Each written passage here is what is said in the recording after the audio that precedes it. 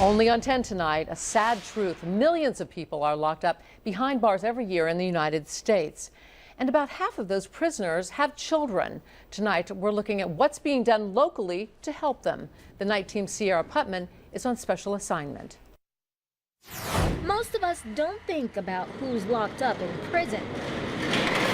Most figure they're thieves, crooks, monsters, deserving of their fate. It hardly crosses our minds they could be fathers or mothers. We have children visiting every day. But A.T. Wall, the director of the Rhode Island Department of Corrections, says many of his inmates have kids. About 54% of our inmates report that they are parents. There are more than 3,000 inmates at the ACI. About 1,620 are parents. Inmate parents average about 2 kids apiece. Justin Brown has 3. How have you seen it affect your kids, you being away?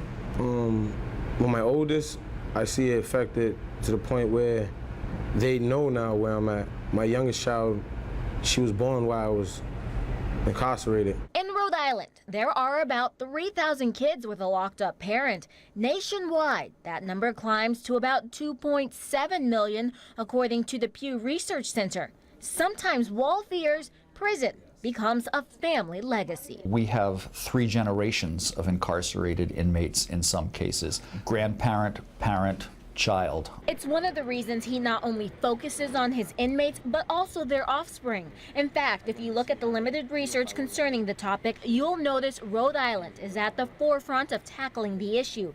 The Annie Case Foundation encourages other prison systems to copy the Ocean State's move toward collecting data on incarcerated parents. Wall's focus is twofold: keep the family intact and educate, a plan he hopes will reduce the entry and recidivism rates. Kids need contact with their parent. They need contact with the person that they've grown to know and grown to love, no matter what the parent did. Talisa Richardson is the parenting coordinator for the Department of Corrections. She's in charge of several programs for locked up parents and their kids. The most successful might be the Saturday visitation program for inmates in medium and minimum security facilities. And it's a child-centered play area, playtime. The kids know it's all about them. To make the atmosphere more kid-friendly, well, the inmates painted murals on the walls like these. And then the facility also provides toys like footballs, books, and other types of games. So when the kids get their one-on-one times with their parents, well, they can just be kids. Whatever she wants to do, really, but mostly we sit and color, draw, read books together. Well, she tried to read to me now because she said I can't read too good. Like any father, you can hear the pride in his voice, see it in his eyes. But Brown knows he's locked up because he did things his kids would not be proud of. Her house. She said, when you gonna come to my house? And I tell her I'm gonna come there soon. And hopefully I never have to she have to come to my house again. Some might see this as a luxury Brown and other inmates don't deserve. But children who never got this chance don't see it that way. That's great. I didn't have that back then.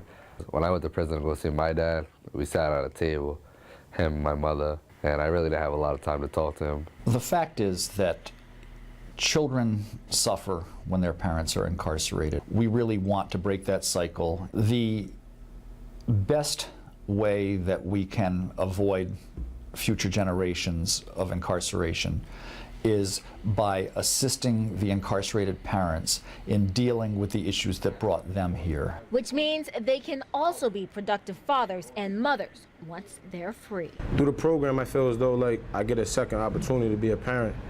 Sierra Putman, NBC 10 News.